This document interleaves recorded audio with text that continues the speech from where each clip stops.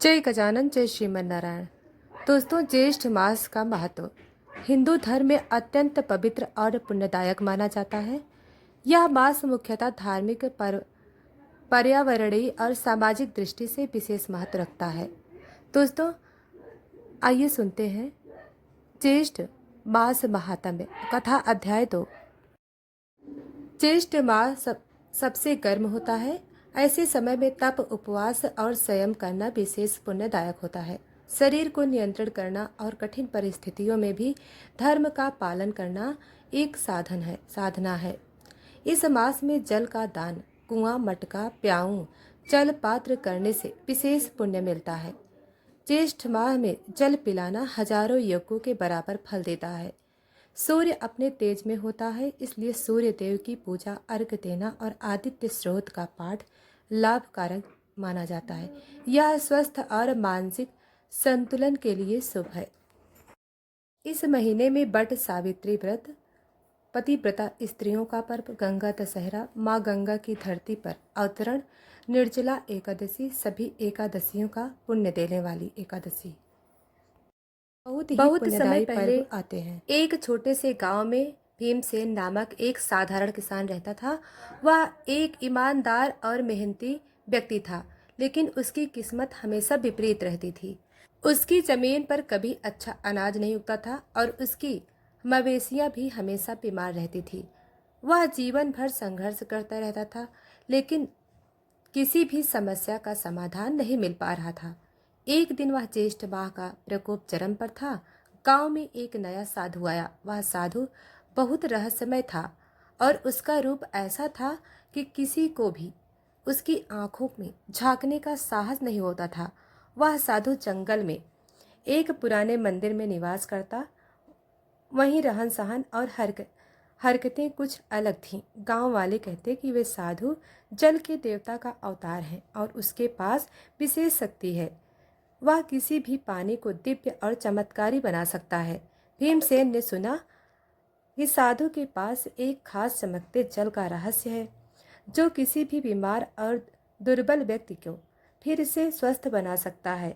उसे यह जानने की तीव्र इच्छा थी। यहाँ जल कहाँ से आता है और इसका रहस्य क्या है। एक दिन वह साधु के पास गया और उससे विनती की कि वह उसे इस जल के बारे में बताए। साधु ने उसे जवाब दिया, तुम्हें यह जल मिलेगा, लेकिन इसके बदले में तुम्हें एक कठिन परीक्षा देनी होगी। भीमसेन तैयार हो गया और साधु ने उसे एक दूरी पर स्थित झील में भेजा। झील का नाम था आध्यात्मिक जलाशय, लेकिन इस झील का रहस्य यह था कि यह केवल ज्येष्ठ माह में ही दिखाई देती थी और जो वहां जाता था वह अक्सर गुम हो जाता था। भीमसेन ने अपनी यात्रा शुरू की और कई दिन की कठिन यात्रा के बाद वह झील के पास पहुंच गया। झील का पानी सोने जैसा चमक रहा था।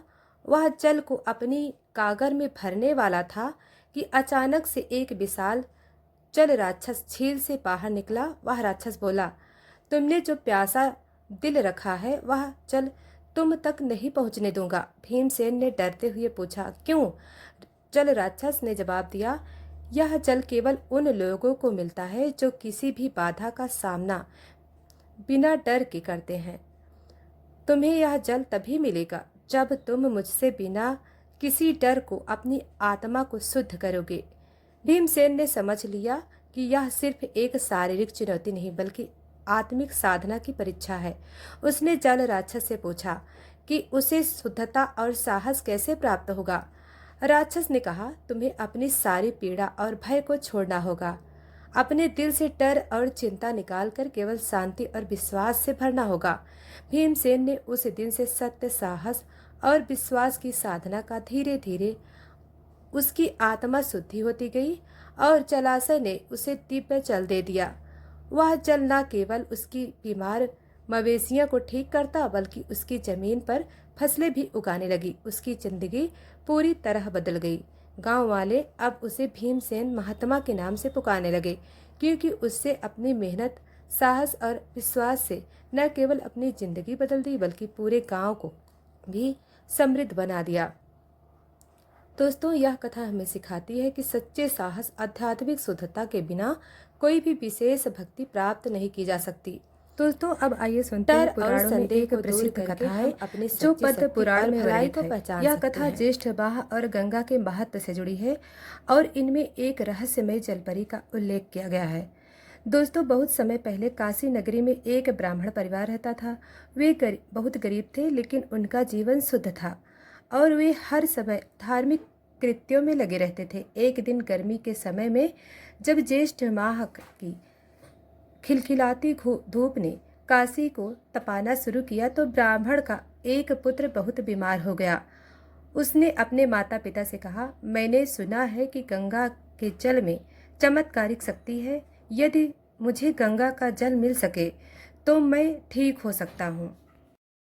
ब्राह्मण दंपत्ति परेशान हो गए और उन्होंने सोचा कि कैसे वे अपने बेटे को गंगा का जल दिलवाएं। उन्होंने शहर के बाहर स्थित गंगा तट पर जाने का निश्चय किया, लेकिन यात्रा करने के दौरान एक अनहोनी घटित हुई।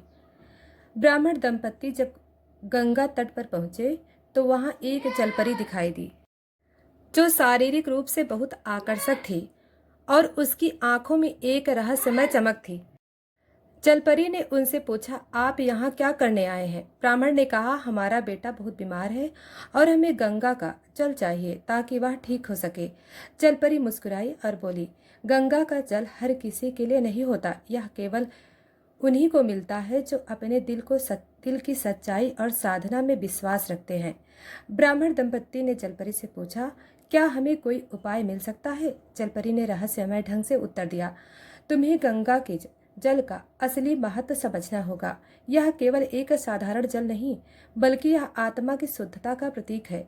तुम एक आध्यात्मिक साधना के बिना इसे प्राप्त नहीं कर सकते। जलपरी ने ब्राह्मण दंपत्ति को एक विशेष मंत्र दिया और कहा कि यदि वे पूरे श्रद्धा और विश्वास से गंगा के तट पर ध्यान और साधना करेंगे तो उन्हें गंगा का जल प्राप्त होगा। ब्राह्मण दंपत्ति ने जल के कहे अनुसार साधना शुरू कर दी। उन्होंने एक पूर्ण दिन तक ध्यान किया और गंगा के प्रति अपनी श्रद्धा और विश्वास को अर्पित किया। रात के समय चांदनी शाम में गंगा की लहरों में एक अद्भुत चमक देखी। अचानक गंगा की लहरों से एक दिव्य जलकुंड प्रकट हुआ, जिनमें सुनहरे जल की झिलमिलाहट थी। ब्राह्मण दंपत्ति ने उस जल को अपने पात्रों में भर लिया और अपने बेटे को दिया। जैसे ही बेटे ने वह जल पिया, वह तुरंत स्वस्थ हो गया और उसकी पूरी अवस्था बदल गई। जलपरी ने उन्हें आशीर्वाद दिया और कहा, तुमने गंगा के जल को सही साधना से प्राप्त किया है। अब तुम्हारा जीवन समृद्ध होगा और तुम्हारे बेटे की उम्र लंबी होगी। दोस्तों, कथा का सबसे बड़ा रहस्य यह है कि गंगा का जल केवल बाहरी तौर पर शुद्ध नहीं था, बल्कि यह केवल उन लोगों के लिए प्रभावी था जो आत्मिक रूप से शुद्ध होते हैं।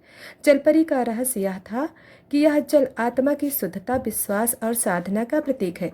वह किसी को भी इसका आशीर्वाद नहीं देती थी जो उसे सिर्फ बाहरी रूप से चाहता था।